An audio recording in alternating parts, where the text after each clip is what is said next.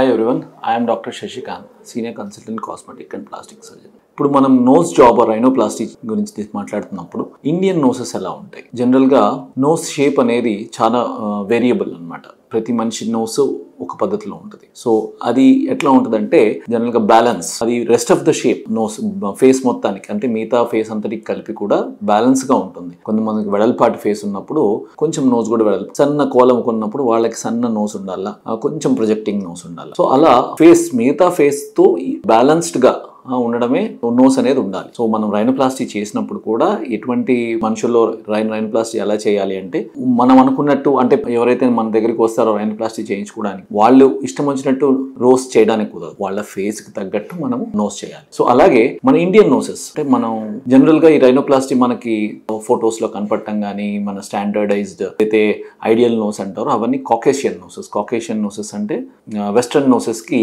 సరిపడా ఉంటుంది. బట్ అవన్నీ మనము మన రేస్, ఓరియంటల్ రేస్ కి మనము అన్వయించలేము అనమాట. సో మన ఇండియన్ షేప్ ఏంటంటే ఆక్విలైన్ నోస్ అంటారు. ఆక్విలైన్ నోస్ అంటే జనరల్ గా కొంచెం బ్రిడ్జ్ మీద ప్రొజెక్షన్ ఉంటుంది, లిటిల్ బిట్ ప్రొజెక్షన్ బ్రిడ్జ్ మీద, అండ్ కొంచెం ఈ టిప్ అనేది కిందకి చూస్తూ ఉంటుంది. టిప్ పైకి రావడం, పైకి ఉండదు అనమాట. సో ఇది ఆక్విలైన్ నోస్. మన చాలా వరకు Indian noses. Plus Indian noses లో ఏంటి కొంచెం వెడల్పు ఎక్కువ ఉంటాయి నోసెస్. అంటే జనరల్ గా వెడల్పు అనేది ఎలా డిసైడ్ చేస్తాం?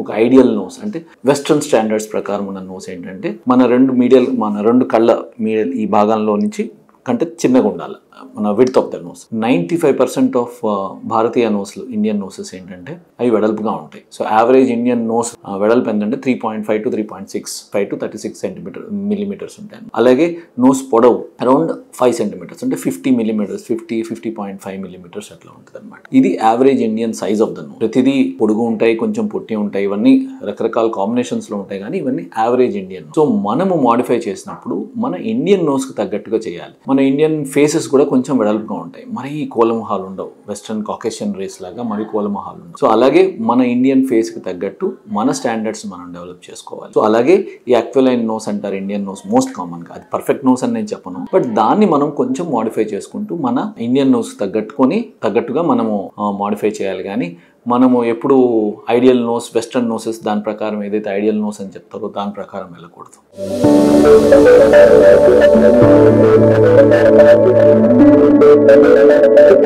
Thank you.